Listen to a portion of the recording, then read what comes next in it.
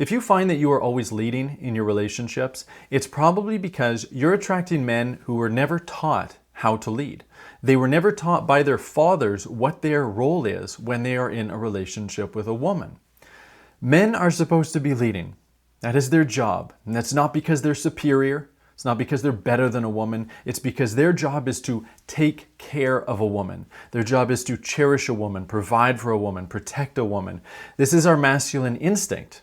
Men are instinctually wired to do this when our instinct is fully online. For many men today, their instinct is not fully online. It's deeply suppressed due to wounding and because they didn't have fathers who taught them how they are supposed to be showing up. And they didn't role model for them how they were supposed to be showing up for you.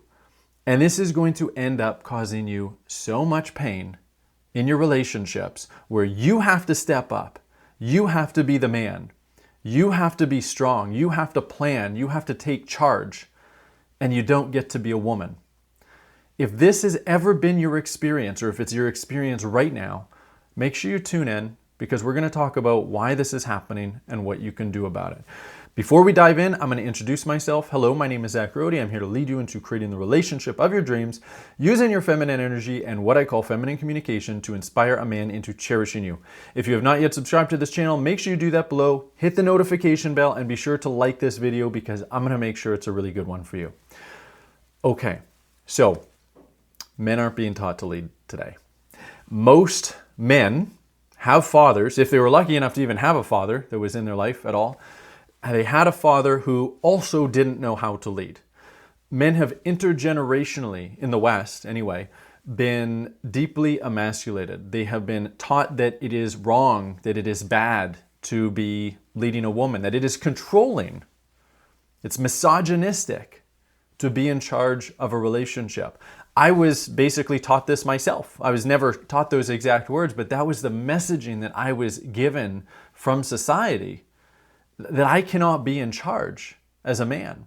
I thought we're supposed to be doing everything together. We're both leading each other. We're both basically being men and being the woman, both leading, both following. And so I didn't understand my role. So when I got into my marriage or got into a relationship and then eventually married my wife, I didn't realize it was my role to lead. Yes, I did lead early on with dates.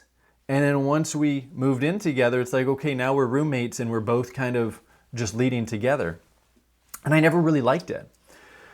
I always felt this level of irritation with my wife leading, judging, like even if it was in a nice, loving way, kind of mothering, being the one that is trying to take care of me, planning all of this stuff. But I didn't really understand that this was my masculine instinct telling me that something is deeply wrong. I didn't understand that this is something that I am supposed to change, because I did not have that proper father, and none of us did. I had a great father who I love and respect a lot, but he never taught me this is your role in your relationship, in your marriage. He never role modeled that for me, and he never took me aside and showed me, like, here is how you're supposed to lead a woman. Here is how you're supposed to be chivalrous with a woman. Here's how you're supposed to plan for her. Here is how you're supposed to resolve conflict when it comes up. I wasn't given any of those lessons. So I go into a relationship, many relationships prior to my wife, but then also my marriage, and I'm kind of stumbling around in the dark because I haven't been taught. So this is typical, right? This is the norm in our society. 100 years ago, this wasn't the norm, right? Men were taught how to be men by their fathers. And it was something that was passed down from generation to generation. Not that they were necessarily leading perfectly. There's a lot of problems back then, just like there's a lot of problems today. But at least there was some kind of foundation of understanding that a man is supposed to lead his woman and take care of his woman and provide for his woman and protect his woman. So today, you are meeting men, or maybe you're with a man right now, who doesn't know that it is his job to fully lead. And even if he did know, he doesn't know how to. If you never practice something, you're never going to get good at it, right? So if a man's never given instruction of how to lead, he's not going to be good at it, even if he wants to be good at it. And that's where a lot of men end up getting really frustrated, because it's like, it's in them to lead, but they don't know how. And they end up just getting irritated and frustrated, right? Just like when you learn a new skill and you're not giving any instruction on how to do it. Yeah, that's really frustrating. And so what do you do as a woman if you're stuck in this situation? It's like you're learning from me, learning from these videos. Hopefully not just this video, but hopefully going through a lot of my videos, because I have created an entire library for you to learn this stuff.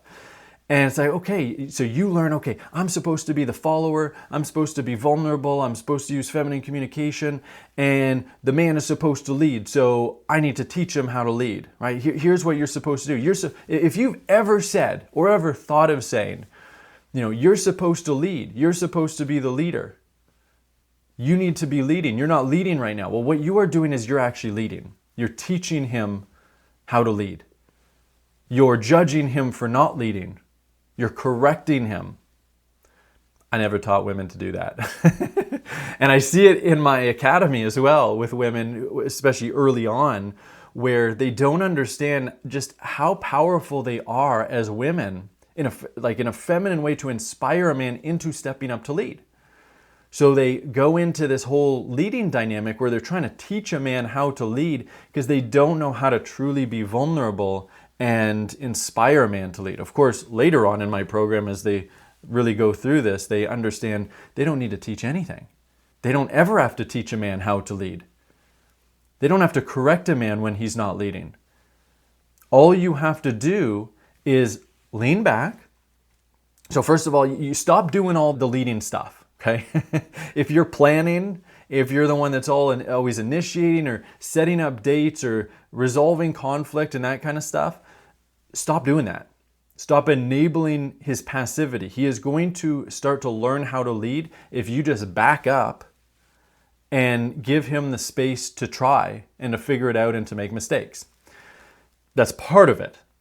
If his masculine instinct is relatively online, he can do a reasonably good job just by you stepping back. But a lot of the time, that's not going to be good enough.